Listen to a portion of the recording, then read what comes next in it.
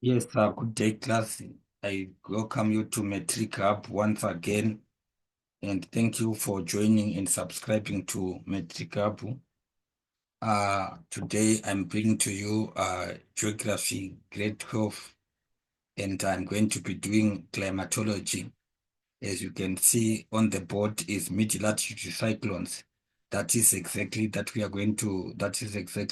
topic that I'm gonna be working on. But I want you to understand like that. In physical geography. First chapter is climatology, which is climate and weather studies. So now I'll be talking about all these, the cyclones, mid-latitude cyclone strategies to minimize the impact of mid-latitude cyclone, the impact of mid-latitude cyclone on human and economy as well as the environment, weather patterns associated with the mid-latitude cyclone, satellite images and synoptic weather maps, characteristics, conditions necessary for their development, and the various stages in their development, as you can see there. But just to make everything clean and straightforward to all of you, check here, we are saying we are going to be doing climatology, climate and weather studies. So what I want you to understand is that climate basically is the average weather conditions of a given place over a long period over a long period of time, which is on average something like 1 year. So the average weather conditions that we are talking about is that we are looking at temperature, we are looking at rainfall, we are looking at cloud cover, we are looking at humidity, wind speed, all those factors together when they are assessed and evaluated on average, we get climate. So climate is assessed over a long period of time, which is an average of 1 year. And then weather, obviously, like when you look at weather now, we are saying weather is the daily state of the atmosphere at a given place at a given time. So at a given place and given time, that must be well known that when that is exactly what you mean when we are talking about weather. So whether it is supposed to be confined or it has got a specific place that you'll be referring to, as in terms of like saying the weather of Bloemfontein cannot be the same as the weather that is found either let's say uh in Johannesburg or even in any other places that are in Free State. So what we are saying is daily state of the atmosphere at a given place at a given time, which is also to explain that the weather can change within or over a short period of time. In the morning, Free State is raining, but midday it is sunny. During the night is cloudy. So at a given place, at a given time, that is what we mean by weather. So I'm sure that I want you to understand that this is climatology, which is a very interesting topic. I want you to know that it's a very nice topic and it's quite demanding in terms of the detail that it has. So I'm going to bring to you mid-latitude cyclones. So one thing again, before we go deep into this whole thing, is that you need to understand that all cyclones are systems of pressure and wind that form around a low pressure center. All cyclones, they are systems of pressure and wind that forms around a low pressure center. So there is a low pressure center that is found or that it develops. The development of that low pressure center is what we are going to be discussing about. How does the low pressure center form?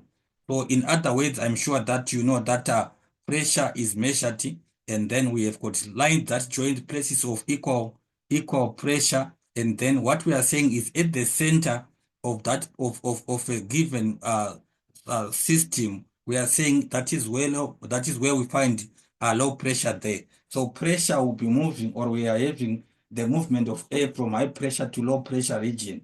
So I'm going to be illustrating all those things as we go. So in this respect, I want you to understand that there are two main kinds of cyclones, which are basically the mid-latitude cyclones and also the tropical cyclone, which I want you to take note of that how you need to understand how are they different. And in this presentation, I'm not gonna be talking much on tropical cyclones, but I want us to look mostly on what on mid-latitude cyclones. So what you need to understand is that cyclones originating in the temperate zones extending from 350 from 350 to 65 degrees latitudes are also known as the temperate extratropical or wave cyclones, which we are saying it all begins along the polar front at 60 to 65 degrees north, where they are where we have got two very different air masses with different densities, and then they meet at a stationary front. They meet at a stationary front, and cyclogenesis starts. That is the formation of mid-latitude cyclones. So cyclone genesis, it starts as a reason of two air masses that are moving parallel to each other from opposite direction, which also I want you to understand that they are the two air masses have got different properties, and as they have got different properties, a front always develops.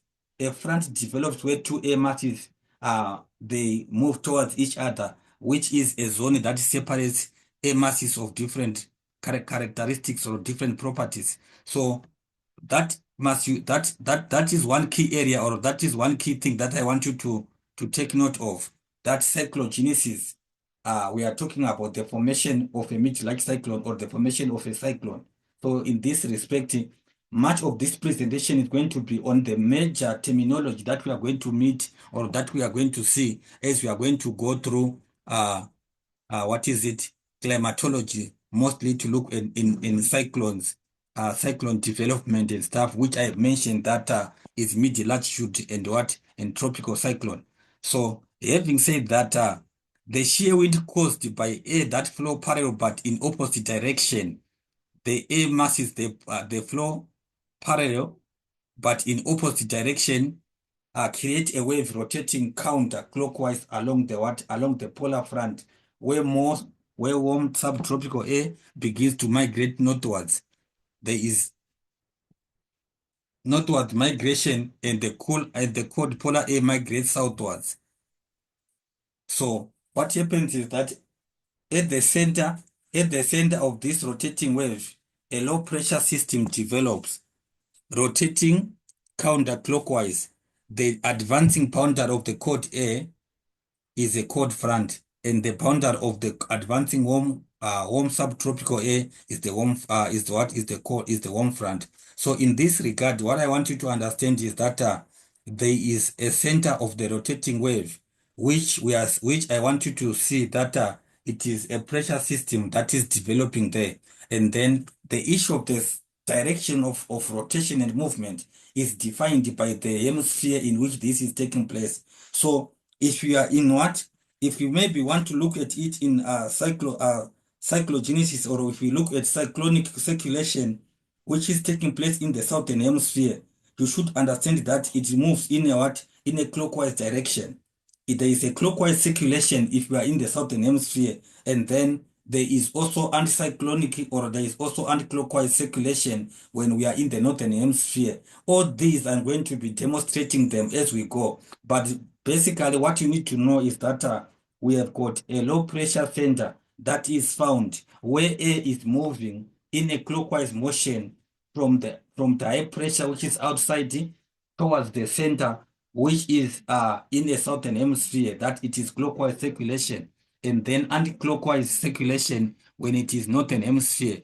I have got quite good demonstrations into illustrations that I'm going to show as I'm going to go through this. So you need to understand that there are what, there is cold front, there is warm front, and then occluded fronts that are forming in all this respect.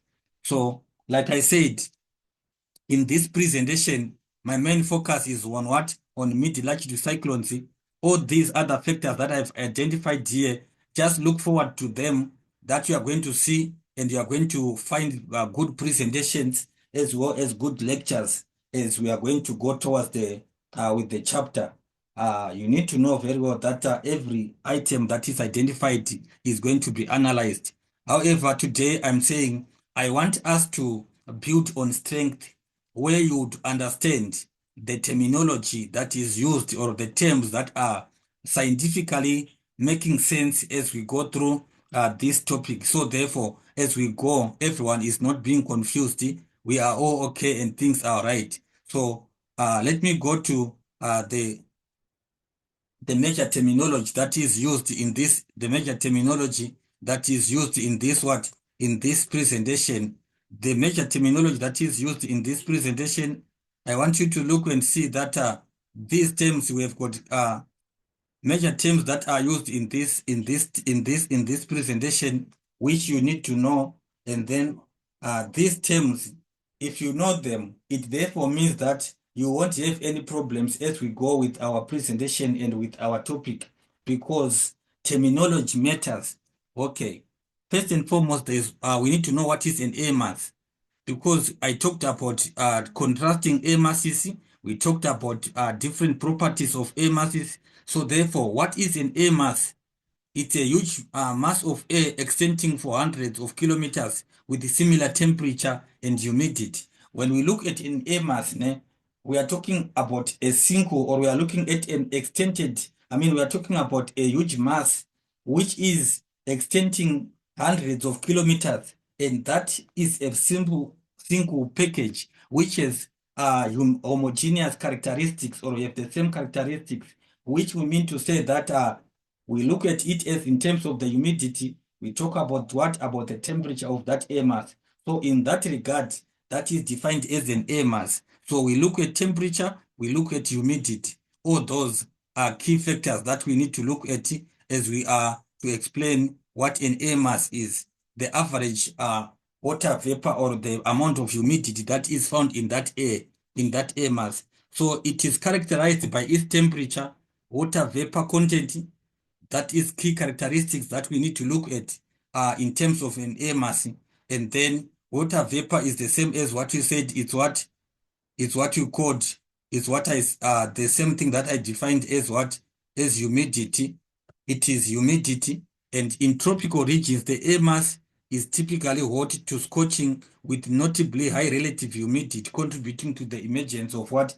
Dynamic weather conditions. As to say, changes in weather conditions as a result of high temperatures that are found also, and then the relative high relative humidity, which we are talking about, to say that if air has got more, if an air mass, or if an air mass has got high humidity, and also there are high temperatures, there are a lot of instabilities that we need to understand, which would contribute to what? To weather, to rain weather conditions that we can as well go and explore more as we go down there. So there is what is called number two. What we mean is what? Baking, the anti-clockwise change in wind direction that occurs as the mid-latitude cyclone passes over. There is a change in direction that occurs when in wind direction, which is caused by the passage of a mid-latitude cyclone. So we are saying anti-clockwise or baking turns counterclockwise with height and is associated with cold air advection and dynamic sinking. So what you need to understand again is that in terms of wind or air masses, when when an air mass it is rising, it cools down, and then when it is falling, there is also warming up. So what I'm saying is that sinking air masses, we call that subsidence. And then when air subsides, when an air mass is subsiding, there is what is called, or we need to understand that there is an increase in what? In that air mass temperature, which would relate, or which would cause to a possible increase in humidity of that air mass, because as it sinks and as it falls, there is a chance that it would run over a water body, where it can also be able to pick up some water vapor. So what I'm saying is, take note of wind breaking, the anti-clockwise change in wind direction that occurs as a result of the passage of what? Of a mid-latitude cyclone. So please take note of that. And then number three is cold front, the leading edge of a cold air mass of a mid-latitude cyclone. When I was also, maybe that time when I was doing matric, when I was doing high school education, my understanding, which I also I managed to pick up and made sense of, is when we are looking at France, when we are talking about France, I mean to say that the name of the air mass that is moving towards, or the air mass that is moving, it defines and gives the name of the front that is to be formed.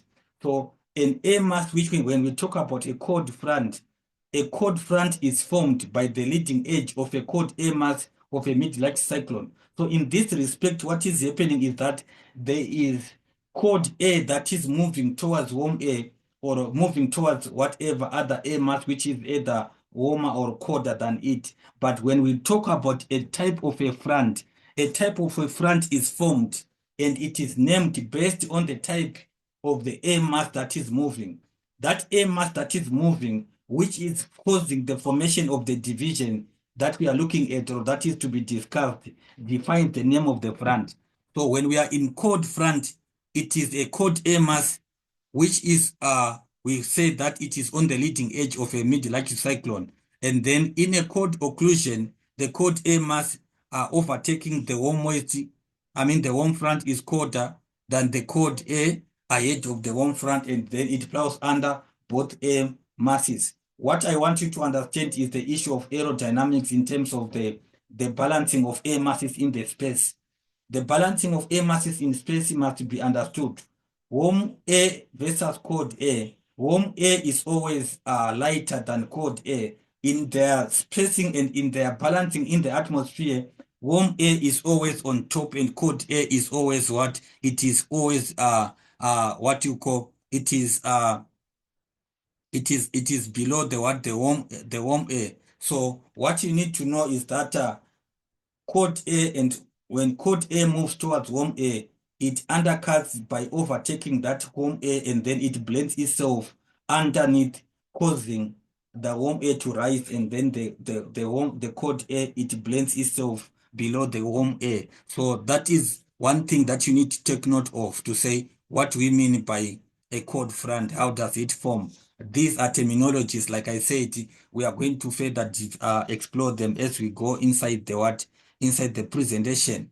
Cold front occlusion, where the overtaking cold air is colder than the colder air ahead of it. We are saying an occlusion, a cold front occlusion, it occurs when the overtaking cold air is colder than the cold air ahead of it. So the cold air that is moving, or the cold air that is moving towards this other air that we are talking about, which is cold air, what is happening is that the overtaking cold air is colder than the cold air ahead of it. So the overtaking cold front lifts up the warm air off the ground. So what happens is that the cold front occlusion, it takes place because the cold air, it is the one that is occupying the space up on top of the ground, just touching on the ground, and then up in the atmosphere we have got what? Warm air. So the overtaking cold air lifts warm air. I mean, the overtaking cold front, it lifts all the warm air off the ground, and then we have got the cold front occlusion. The cold front occlusion, because of the overtaking effect that I'm referring to in this respect. Next, we want to look at what is this? I'm saying there is cold sector. What is cold sector? The air mass of cold air behind the cold air front in mid-latitude cyclone. That is what you call a cold sector. The cold air mass, we are saying the mass of cold air behind the cold front in a mid-latitude cyclone. It is, we call that a cold sector. I'm sure that when we are going to look into these stages of development, you need to be able to understand and dissect the differences. I mean, the differences that will be existing there. So the zone of cold air surrounding the narrowing wedge of warm air, the warm sector in a developing depression, that is zone, we call that a cold sector. So at the occlusion stage, the whole of the surface layers forms a cold sector within the warm air lifted off the surface. I'm sure that you can be able to understand this, to say, why do we talk about, or how do we define, or how do we notice the cold sector? For example, we have got this typical example at the occlusion stage, which is a good typical explanation. The whole surface of the whole of the surface layers forms a cold sector. with the warm air lifted off the surface. So from the ground, when you talk about this concept of cold sector or whatsoever, we are saying all the surface layers are forming the cold sector because the warm air has been lifted off the surface. Hence, we call that a what? A cold sector. And please be able to distinguish it and to be able to know what we mean. And then it can also be found behind the cold front in a mid-latitude cyclone. So behind the cold front, we have got a cold sector that is behind it. That is, I'm sure if you remember or if you follow weather report, you have heard of issues that have to do with the uh, weather conditions when people talks about a cold front passing and all those things to say that we have got cold temperatures because of the cold front that is moving from the certain regions into the interior of South Africa. Hence, weather conditions are such as those of what cold breezes that might be experienced in there. I have got next term, which is cyclogenesis. I have already mentioned that. Of course, I have said something. Cyclogenesis, the development, the strengthening of mid-latitude cyclone and the tropical cyclone. So cyclogenesis, we are talking. Genesis is the process. So there is a cyclone development. Cyclogenesis, we are talking about the development and strengthening of a cyclone, which can be either a mid-latitude or a tropical cyclone. So in that regard, you need to understand that genesis is we are talking about formation or we are talking about development. So in this respect, cyclogenesis is a combination of two terms, which you need to take note that it is strengthening and development of cyclones, that is mid-latitude or tropical cyclones. A process of extratropical cyclone development and intensification, or that can also be able to define cyclogenesis. Extratropical cyclone development and intensification is to say the gaining of strength, or to say the development of it, or as to say the worsening of the cyclone. So it's initiated by a disturbance. So cyclogenesis, as to say it's initiated, we are saying it is caused, it is caused, it is caused, it is caused by a disturbance occurring along a what? Along a stationary or a very low moving front between cold and warm air. I defined and I mentioned it in the beginning, or as I introduced the presentation, that we have got a disturbance that is occurring at a stationary front, which I said that either it can be slow or it can be stationary or very slow moving between cold and warm air. Hence, that disturbance distorts the front into a wave-like configuration. The disturbance, it causes the front into a wave-like configuration or formation. Therefore, we are talking about the initial stage in the development of what? Of a mid-latitude cyclone. So, please take note of this, and I want you to be able to distinguish and pick up the technical expression that is used when you define these terms.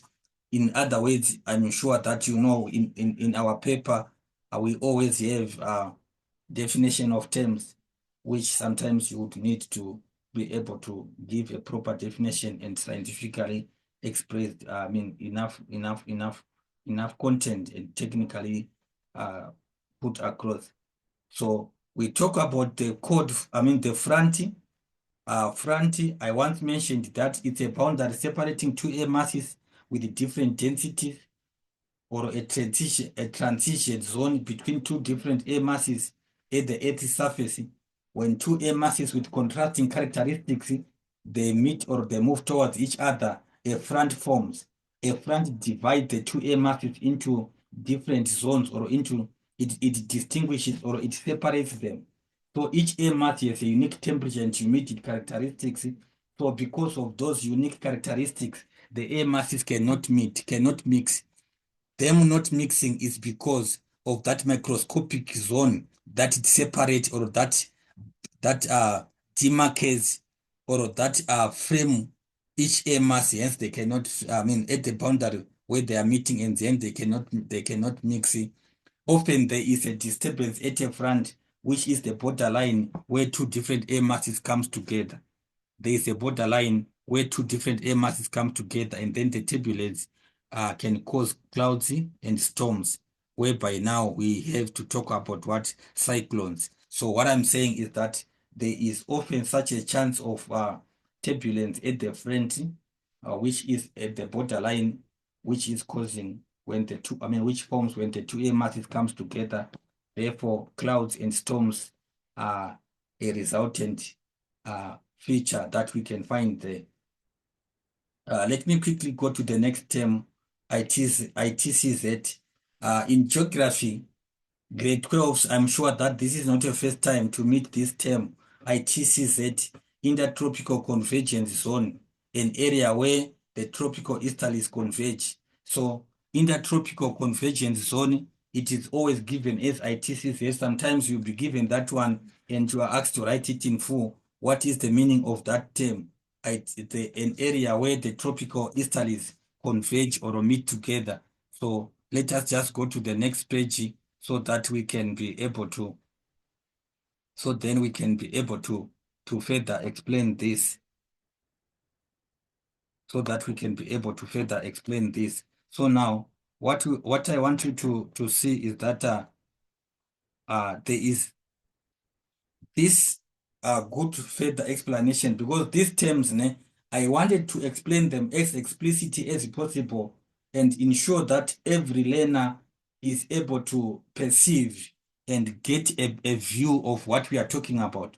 So the ITCZ, it represents a distinctive region located between the northern and southern hemisphere, where air currents originating from the mid like cyclones flow towards the equator. So what we are saying is that well, the wind coming from the tropical region move forward. In that regard, there is this dynamic zone experiences periodic shifts in its position driven by the movement of the sun across the sky. I'm sure that you are quite aware that the position of the ITCZ is also not stationary, it's not fixed.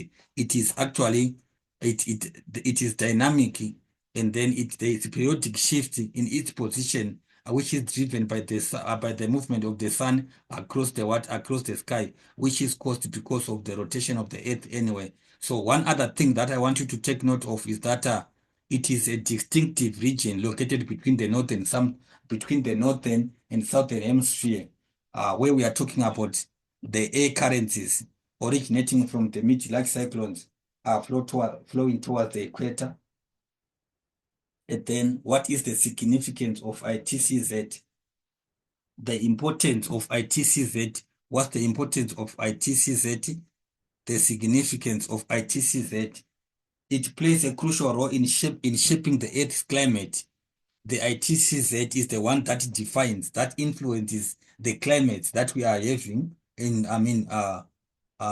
So therefore, the Earth's climate, by marking a dynamic convergence zone where trade winds from both hemispheres meet.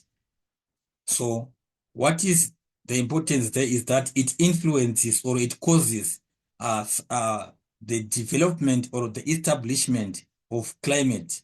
It causes the climate which we need to talk about. I think you are quite aware of the global air circulation, and then this is the meeting. This meeting has profound implications for human life, where we talk about the northern and the southern hemisphere trade winds where they meet. So what we are saying is that it has got serious and most important implications with regard to human life in terms of significantly influencing the weather patterns. I'm sure that we talked about the issues of weather patterns, which eventually we want to look at, or we need to look at precipitation, the overall climate of a region in proximity to the equator. How does the overall climate of a given region, north or southern hemisphere, with regard to its distance from the equator, how is it influenced by the ITCZ? So as such, it has a direct impact on agricultural practice. So because of that, obviously, when you look at climate, we cannot be able to define and delimit climate without having anything to talk about agricultural practices, water availability, and the overall livelihoods of communities residing who are found or who are staying in the ITCZ affected regions. So this is something, again, as you should see. I want you to look and see things ahead and be able to perceive a bigger picture, to say when we are looking in or we are explaining environmental issues, you need to understand and relate to the issues that we are raising right now, as for example, the significance of the ITCZ in terms of its influence on climate changes, and then the issues to do with the availability of water over, I mean, in some specific given places, which at the end of the day will affect the livelihoods of communities which are found in those affected regions. I'm sure that can also be a good thing to take note of. Agriculture, water availability, livelihoods of the communities that are residing in those places, which we say that they are affected by what? By the ITCZ. And then jet stream or jet streams, it's a band of very strong westerly winds high in the atmosphere. So we are saying high in the atmosphere, which we look at, for example, the troposphere, which partly controls the development of mid-latitude cyclone, the jet streams. They are relatively fast uniform winds that are concentrated within the upper atmosphere in a narrow band. So what you need to understand is that we are saying fast uniform winds within the upper atmosphere in a narrow band that actually sometimes also affect the development of mid-latitude cyclone. So one other thing is that the polar jet stream exists in the mid-latitude cyclone at an altitude at a height of what? Approximately 10 kilometers. This jet stream flows from west to east at a speed of 110 to 185 kilometers per hour. I'm sure that you have seen that very fast uniform winds, as you can see, 110 to 185 kilometers per hour. The planet is unevenly heated due to the disproportionate concentration of the solar heating in the tropics and lack of heating in the poles. What you need to understand is that obviously the heat energy budget plays a key role in this regard. So the earth is not uniformly heated, because what happens there is that there is uneven heating due to the disproportionate concentration or the unequal distribution of the solar energy in the tropics and also towards the poles. So in the tropics, we are talking about that high heating, and also there is lack of heating towards the poles, because we are talking about their distance from the equator. This, which we are talking about, the issue of this disproportionate heating, it forces the atmosphere into motion as some bits of the air becomes warmer and waves and moves than others. One other thing that I'm just happy to bring to your attention in this terminology is that what causes air movement? Air movement is caused because also of unequal heating that takes place or that happens, which happens to create a high pressure region and a low pressure region. Therefore, we have got a dynamic, or I mean, we have got a tendency of flow of air. There is a motion created there where air has to move from high concentration to low concentration, which is also caused because of this unequal heating that I'm talking about. So please just take note of that. And then what is mid-latitude cyclones? It's large, low pressure weather system made up of warm and cold fronts, also called extratropical cyclone, temperate depression, or frontal depressions. These are we are saying other terms or other scientific names that we can call, or that mid-latitude cyclone are called. They are called extratropical cyclones, temperate depressions, or also frontal depressions, because they are depressions that are formed or that are forming as a result of what? Of formation or presence of a front, which we talked about, that stationary front, which I mentioned in the beginning. So these cyclones move eastwards over land and often are associated with extreme weather such as wind, snow, and ice. At the same time, mid-latitude cyclones are the result of dynamic interaction of warm tropical and cold polar air masses at the polar front.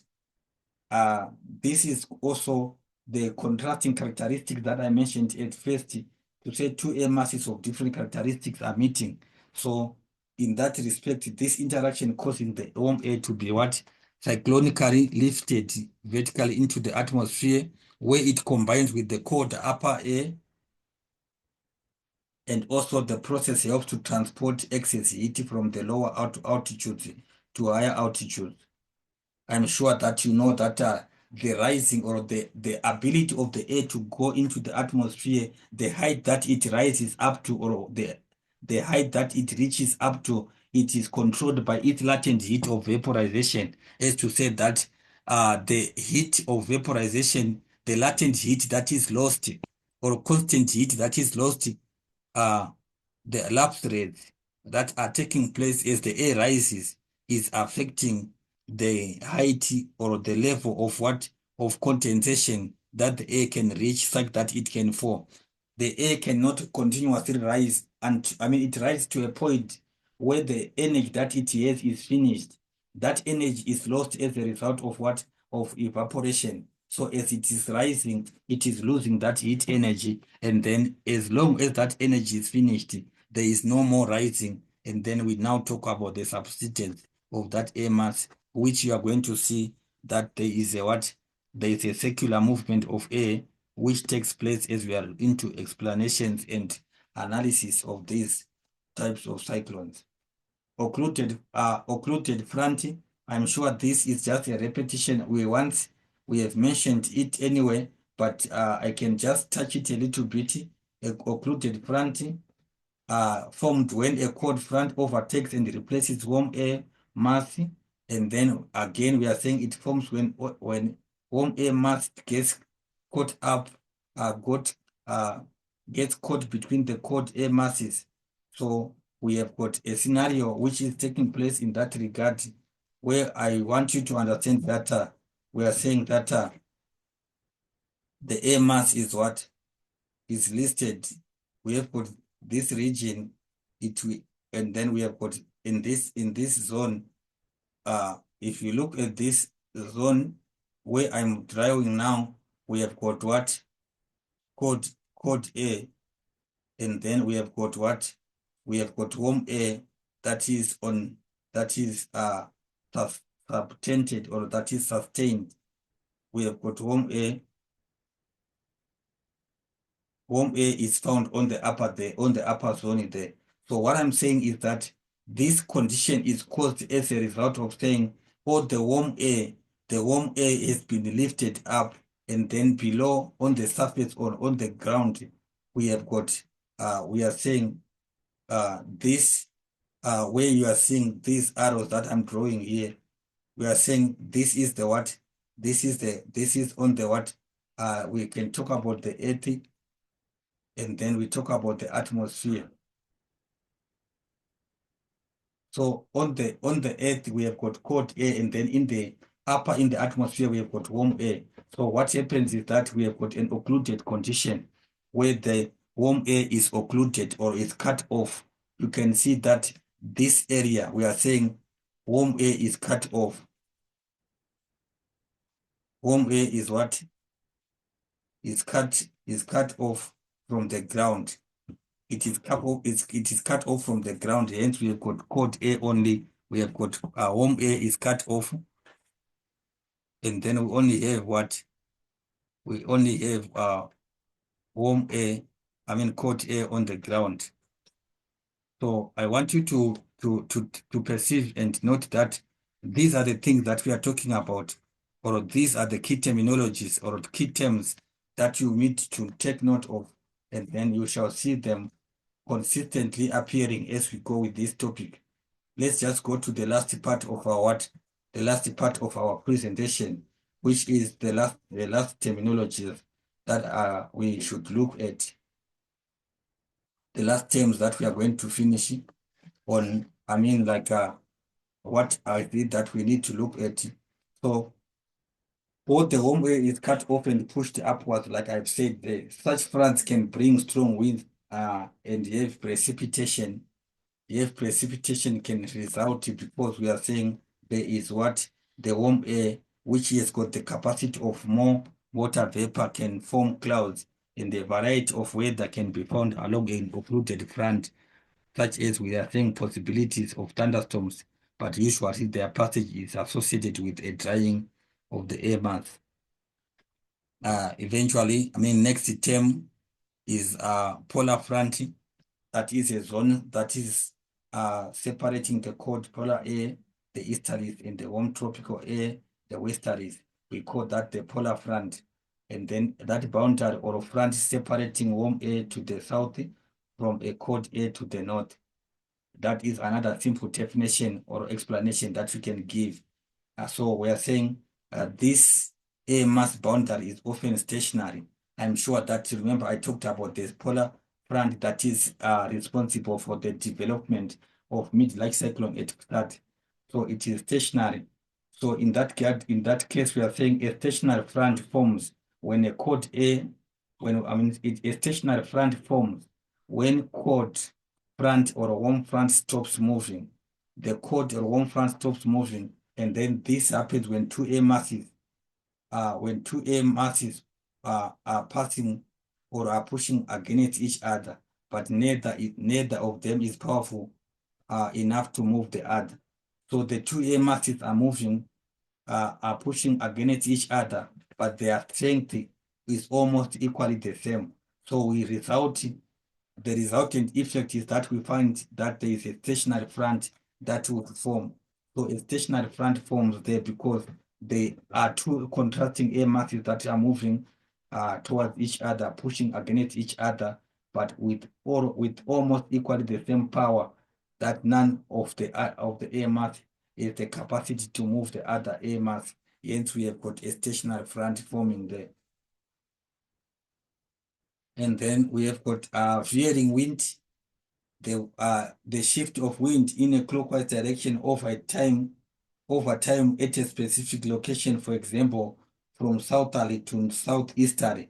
So if we are saying a veering wind is associated with warm air advection and dynamic lifting, primarily because of some factors that I just cut here, which I see that I'm going to come back and explain more as we go towards and as we finish on these terminologies or as we look at them. So what basically you need to know is that there is a wind we are saying a shift of wind in a clockwise direction over time at a specific location.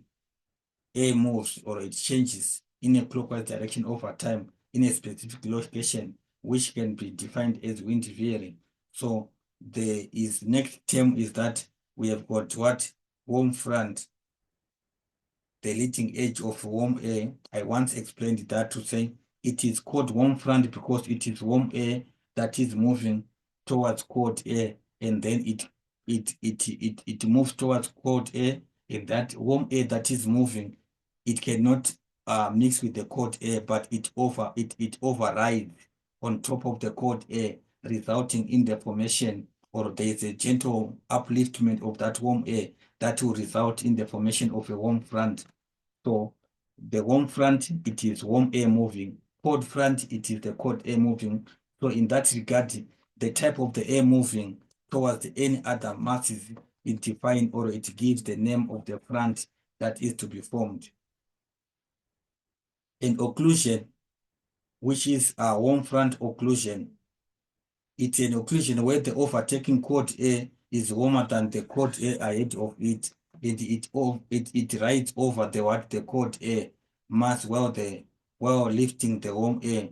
So what is happening is that warm front occlusion, it is more or less similar to that scenario that I've explained, that there is overtaking cold air is warmer than the cold air ahead of it.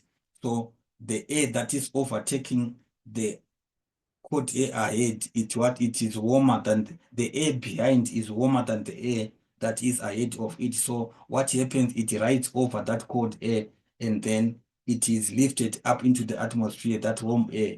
Therefore, we have got what is called warm front occlusion. The warm sector is the last term that I can talk about today. The warm sector, it is, we talk about the warm air behind the warm front of a mid-latitude cyclone, also known as near surface air mass in between the warm front and the cold front, which we are saying on the equatorward side of the extratropical cyclone, with its warm and humidity characteristics. What happens is that obviously the warm sector, I told you that it's a warm air that is actually found and that is actually being there. So this air is susceptible of what? Convection instability, because the convection instability is the ability for it to move, which would result in the formation of clouds, especially if you talk about this warm sector. You remember that there is high possibilities of cumulonimbus clouds that would form, and then it eventually results in strong thunderstorms and lightning, which is caused because of what, especially as a result, if it is lifted by the advancing cold air or cold front. So warm sector, it is always having a chance of resultant thunderstorms and heavy rains as a result of the formation of the cumulonimbus clouds. So I thank you so much for your time. And these are not the only terms that I've given. I'm going to come in the next presentation where I'm going to look at the characteristics, areas of formation, and also I say the general characteristics of mid-latitude cyclone, the areas of their development, and many other terms that I can come. I'm gonna come to present on. But please note that this time around, it is less of question papers, it is more of content. We would have, or we are going to have revisions as the term or semester is coming to an end. So please look forward to every presentation is going to be covered according to our ATP, that all the work that needs to be done in each of the different subjects in it, in term 1, term 2, term 3, it will be available. And I hope that you will be finding this work very, very comprehensive and heavily supportive towards your preparation of final national examinations. That one, I bet with you that we will never go wrong if if you take metric up to be your partner, we take you through all these academic processes. So tell each other, family, friends, that metric hub is there for us. Let's subscribe and turn on our notification button. Therefore, we won't be left behind. Thank you very much for your time. I'm going to end our presentation of today here. Look forward to the next presentations, and have a beautiful term and year. Thank you so much, and keep well.